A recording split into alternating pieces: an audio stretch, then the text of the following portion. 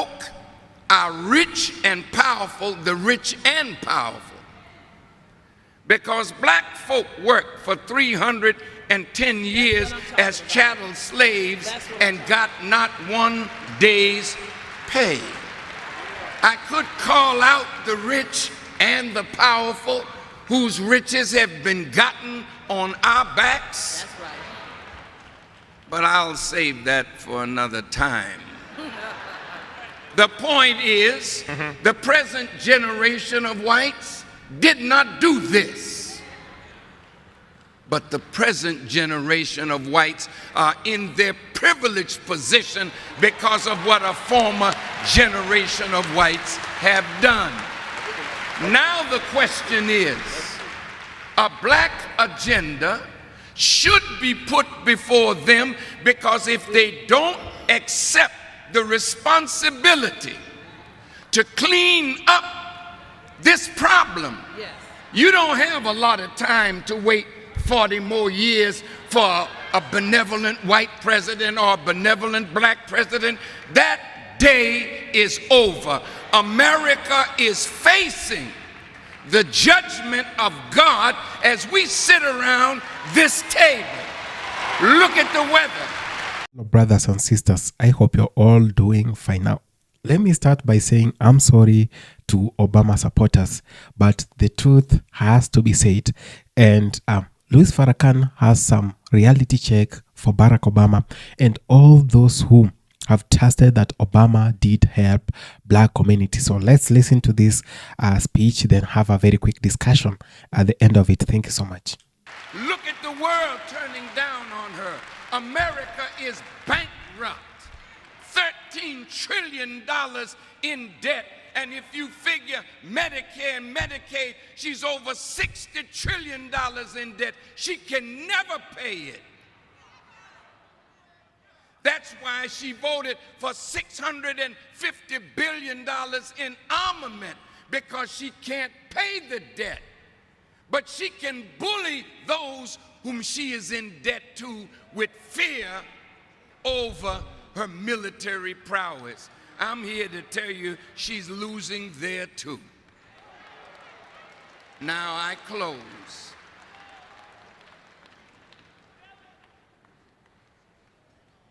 Our people need repair. Yes. We need repair from 310 years of chattel slavery, where black men were forced to be studs, to make black women pregnant, to make more slaves for the slave master. And that same unhealthy attitude of misusing our women and making babies that we have no desire to take care of is still with us. Willie Lynch, who gave the ways that we could keep being divided so that they could rule us for 1,000 years. That sickness is still with us. Yes, we got a black president, but brother said it was confusion. He confused the issue. But really, he never wants to lose the white vote. So if he loses the white vote, he don't care that you voted for him. But if he loses the white vote, he feels he will lose. Dear brother, if you're watching, out of love, you won't lose the white vote of those whites that really understand this problem and know that this problem needs to be solved, and we can't keep relegating it to generation after generation because a few of us got a little money, a few of us got positions, a few of us have wealth, while the masses of our people are going steadily down. No one man can rise above the condition of his people. Amen. So President Obama, this august body of brothers and sisters that really love you want you to use your bully pulpit, but then after you do that, then what about us? See, brother said responsibility. Is it that we should let them take responsibility to do for us, or should we pool the knowledge that's at the table, the power that's in our community, the wealth that's in our community to change the harsh reality of black life in America? He can create an atmosphere. That's what it is. But we have to do the job of fulfilling the black agenda. Thank you very much.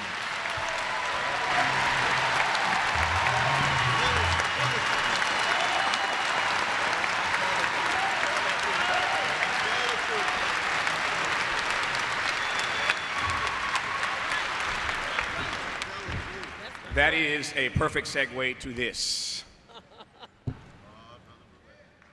Can y'all see this? What's that say?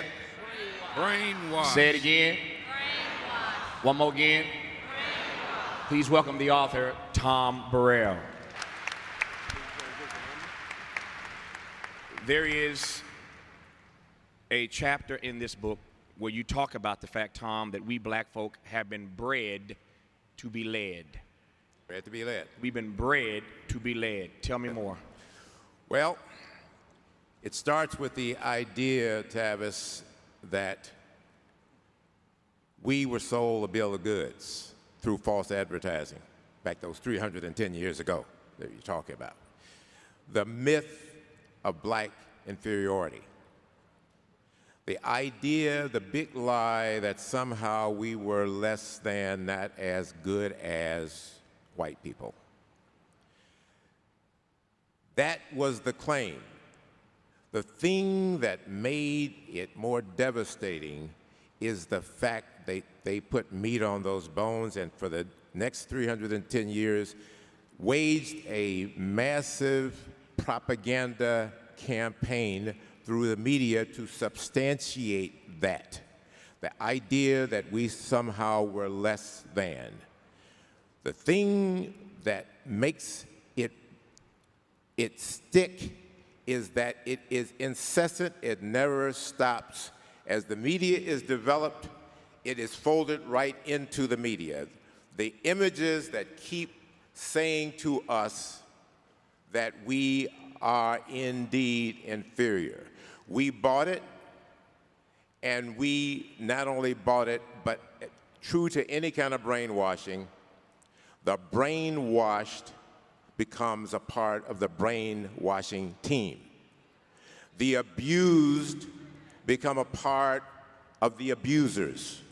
And that's where we are. We are the chief perpetrators of our own victimization. Okay? Now, in the chapter, we talk about disunity. All of the things that we're talking about as it relates to these problems, we would not be talking about if we were not bred to be disunited, to not work together, not to be together. We are 41 million people strong in this country. 41 million, that is a country. That is a country like Argentina, that is a country like Spain. We, in 2012, will be spending $1 trillion. That's the power that we have. Now, you can't tell me that with 41 million people united with $1 trillion, we can't get what we need from this government, okay? If in that process we get something, it won't be because the governing powers want it. It will be because we organized and forced a government to speak to our needs. Now, look, thank you for the question. You know, I want it clearly said in love. that I love my brother. I voted for him. At 5 o'clock in the morning, I was out there with my wife voting for our brother. I, like you, am very proud that a black man sits in the White House.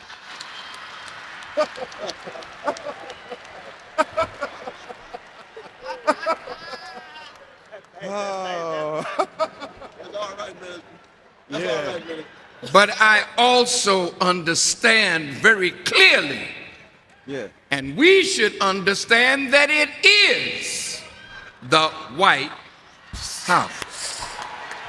And until we exercise power to force that house to address our agenda. Now remember, our dear sister Julianne Malvo mentioned A. Philip Randolph. Man, that was a long time ago. And the cry was jobs and justice. In the March on Washington in 1963, the cry was jobs and justice. In the 20-year anniversary of the March on Washington, the cry was jobs and justice. We are now in 2010. And what is the cry? Jobs and justice. Well, wait a minute. How long are you going to sit around begging white people to do for us what we have the power to do for ourselves?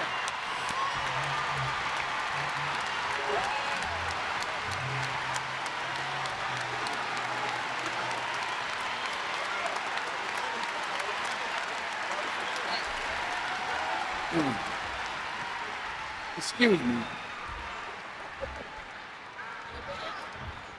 I'm quite passionate, so you all set me off. You know that. And I love it. But listen, an agenda is a program, a schedule, a timetable, a plan, a list, a scheme to accomplish a certain result. We have come up with black agendas, but we've been looking to the wrong people to fulfill our agenda. If Franklin Delano Roosevelt said to A. Philip Randolph, yeah, everything you told me is right. The Negroes need this, the Negroes are suffering that. Now you go out and make me do it.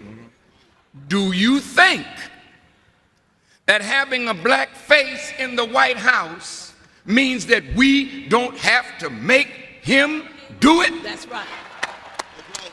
Who surrounds him? Let me even go up a bit further. I just It's all right. It's all right, Minister. look. Our brother is brilliant. He got a good heart. I think he really loves America and wants to make America better. He wanted to ease the pain between America and the Muslim world.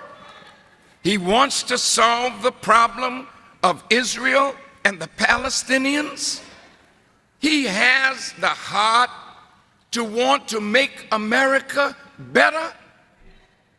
But he's like that camel in the Quran that God warned the people, don't hamstring his camel.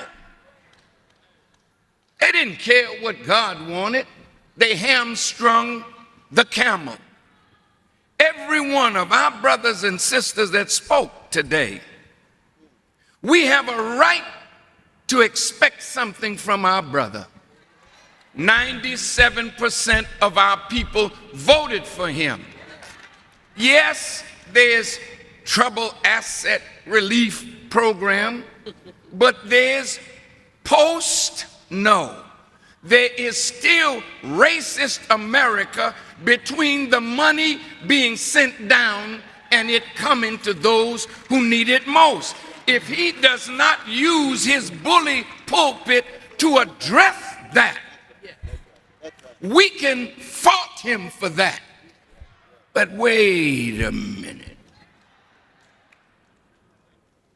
In love. Everybody say it. In Say it again. One more again. okay, I want to deal with that word. Because love is bigger than some emotional feeling.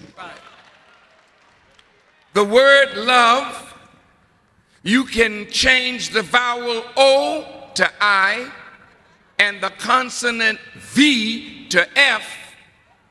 When you have love, real love, you have life. And that's why the scripture says we can tell that we have passed from death into life because we love the brotherhood. Okay? Now, I was with Elijah Muhammad one day, my teacher, and he said to me, "Brother, you're always talking about love. Define it for me."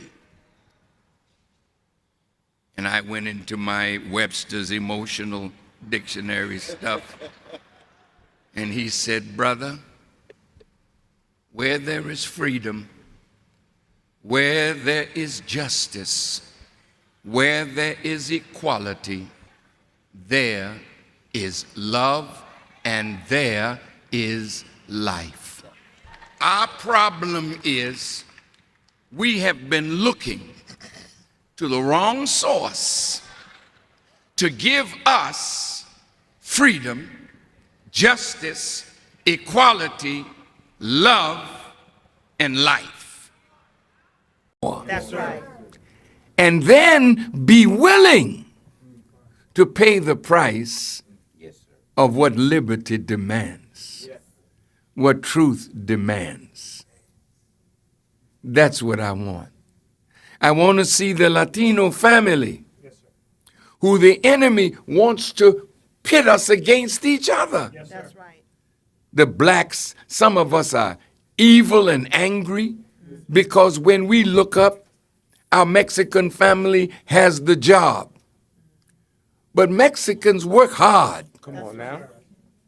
When I go to Mexico and look, these are not beggars. These are people that will take something make something out of nothing and be on the side of the road with business. Yes, sir. That's why when the Latinos, as they are called, or Latinas, come to America, they're in unity.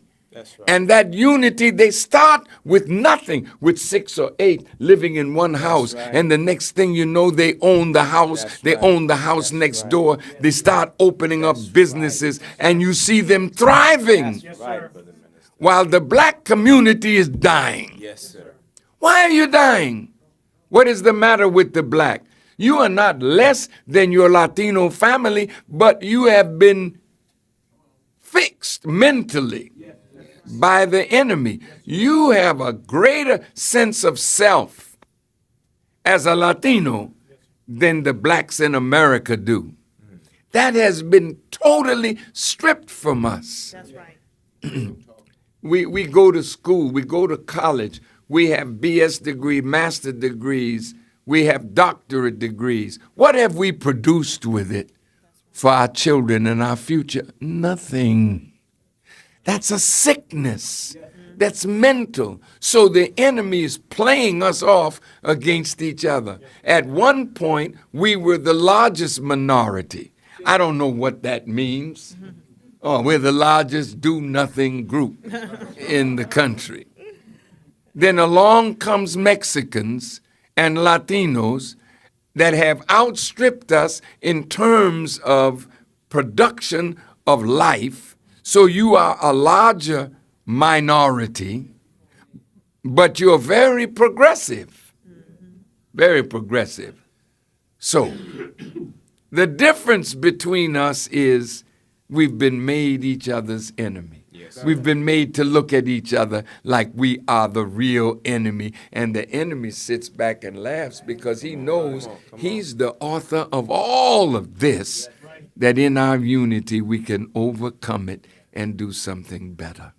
So I want to see our Latino family, our native indigenous family, and the black people of America who are native indigenous to the earth itself, like you. That's right.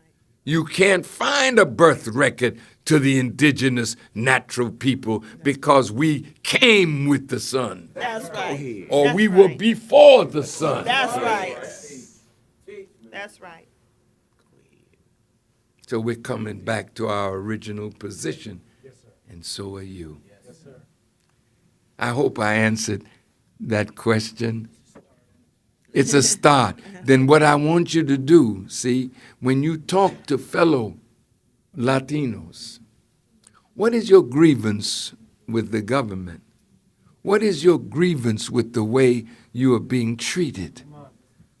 How can our unity affect a change so that we will be made better by change? I'm not going there seeking nothing from the enemy but to get the hell away from him. I don't want to be with him. I don't know about nobody else. I don't want to be your boy. That's right. I don't want to be the singer That's right. and the dancer That's right. and the clown for white people. That's right. I want to be a free black man in a land of my own. That's right. You understand what I'm saying? That's right. You will never be free with your mouth in somebody else's kitchen. You'll be free when you create your own food, That's right. build your own shelter, That's right. develop the earth under your foot, and become productive, and then enter into trade and commerce with the nations of the world. That's right. We can't do that as some subservient subgroup to white people. That's right. I don't want to be with you. That's right. You've become disagreeable to live with in peace. And I'm sick and tired of black people having to say, we love you. We forgive you. Kill us all you want. We're not going to do nothing about it. Those days are over. That's right. That's right. Those days are really over. That's right. We want some of this earth that we've earned the right to with our native family. This is your earth, and they've reduced your population from what it was thousands of years ago.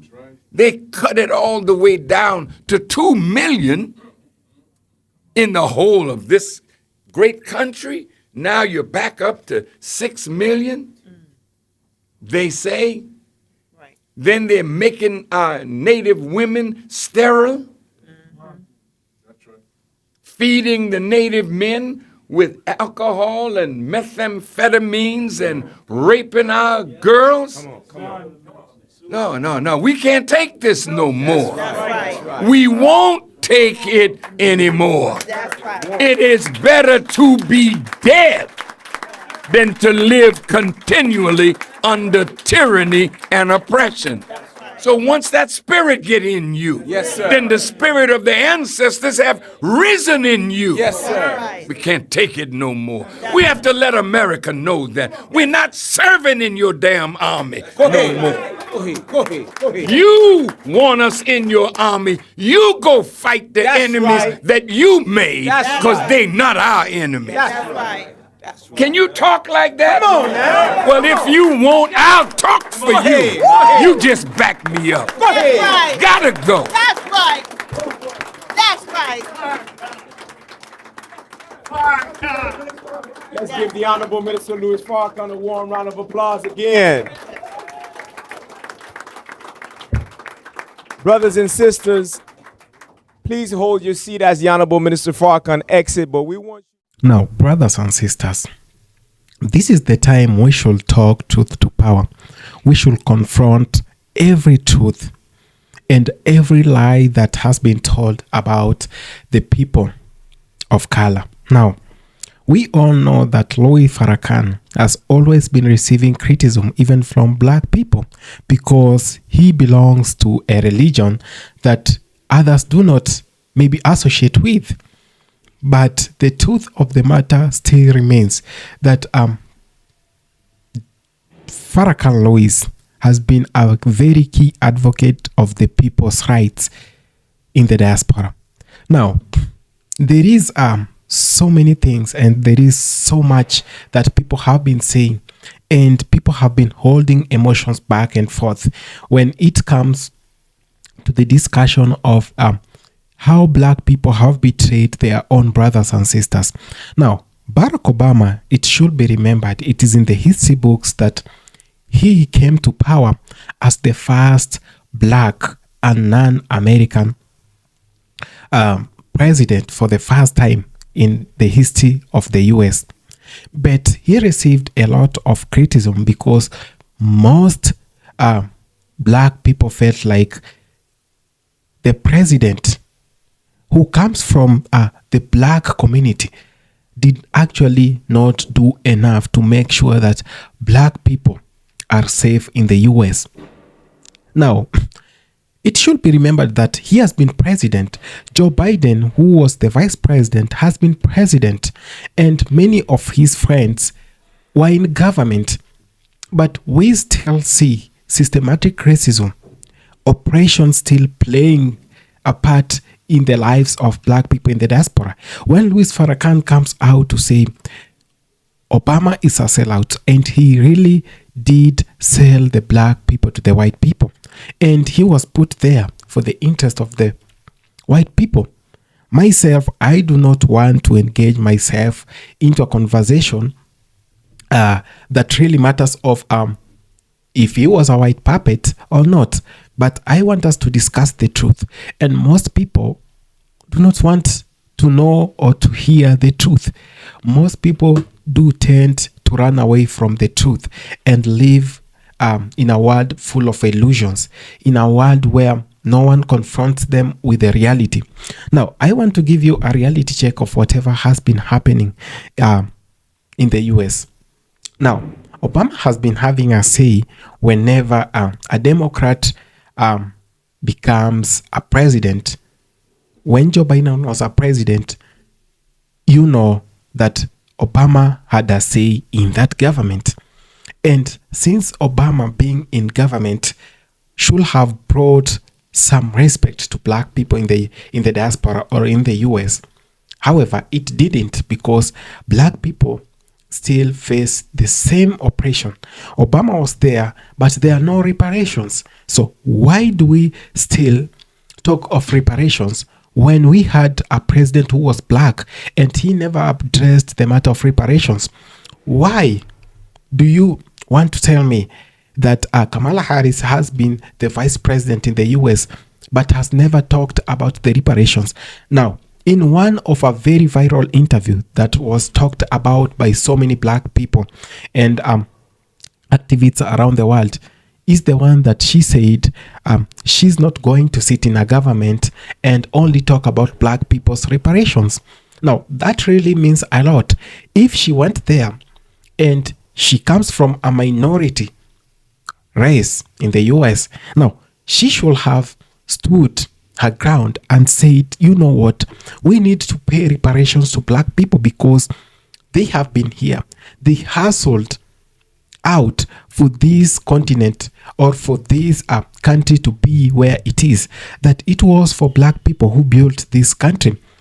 The Industrial Revolution could have never taken place if it were not for black people in the US. So there is much need for Kamala Harris to have stood her ground and talked about reparations. She could have talked that to Joe Biden directly, because other sources were claiming that Kamala Harris had a bigger say in that government because most of the time Joe Biden was not in office. So this means she's the one who was calling out the shots. So when we say that most black leaders in the US and in the diaspora who have gotten that chance to be in a position of power have never ever addressed matters that concern black people. And this is why I usually say, and you are going to remember when Malcolm X and in fact, it was Martin Luther King who said, the enemy of a black person happens to be a black person. Tell me why you can't fight for your own people when you have the power. So do you really want to fight from the outside when you have no power? So there is need for us to confront the truth. And when someone like Louis Farrakhan comes out to say that, brothers and sisters, Obama sold us out. To be honest, I do agree with him because there are so many things that Obama could have done. Now, Obama left major achievements in other people's history. Now, go look at whatever he did for white people. He left a thing for black white people. He left a thing for the Latinos. He went ahead, left something for Muslims. But there is nothing that really Obama did for black folks that you can say Obama did have these policies to protect black folks from oppression or racism. That we still see black people having to face oppression and racism in the US without a clear law that protects them or protects black people from being oppressed or from just any other race from being humiliated by the majority or by the dominance race in the US or any other country. Now, this is why we say when we really want to talk about the truth, we must talk about the failures and the achievements. Let's not talk about the achievements and leave out the failures, because I feel like we've had leaders full of failures than achievements. I know most people might recognize Obama did a good job, yes, but for black people, I do not accept. I really do not accept. He comes from my own country. I didn't want him to do anything to my country. I wanted him actually to help the people who are hustling out in the US just to have meals, just to pay their mortgages, just to have a living. But these conditions are very tough, and Obama was there. Now, they want to complain right now that there is a lot of racism going on in the US. They want to complain about the Trump administration and Elon Musk. But what policies or what laws did they implement at their time in power to make sure that even if any other future leader comes in and wants to propagate racism against our people, they are well protected by this law until they go ahead and maybe change it in the Senate or in the House of the Representative. So we really have a big problem when our own black people cannot stand by their own people. And this is why I do believe the first enemy of a black man is a black man. That black people do not even want to see their own successful. They do not want to see their own living well in the diaspora. They do not want to see their own having good life than them. So if we cannot stand in for each other, if Obama could not didn't stand in for black people, so do you really want Donald Trump to stand in for black people? Do you? So there is much that is needed to be addressed. When Kamala Harris was in office and she was asked about reparations of black people, and her answer was that she can't go ahead discussing matters regarding black people. That is there in a public office and is going to. Now, I understand he serves everyone, but the people, reparations are not privileges. Reparations must be paid because they worked without wages. They built that economy without being compensated. It's a compensation of whatever happened because you can't pay full amount because that amounts to trillions of dollars. So we must sit down and we as black folks and see how much we've suffered and make very prudent And I repeat, very, very prudent decisions in our moves. Thank you so much for having taken your time to watch this video. I really appreciate. Let's talk about the history of black people and how messed up our black leaders have been to the movement of black liberation. Thank you so much.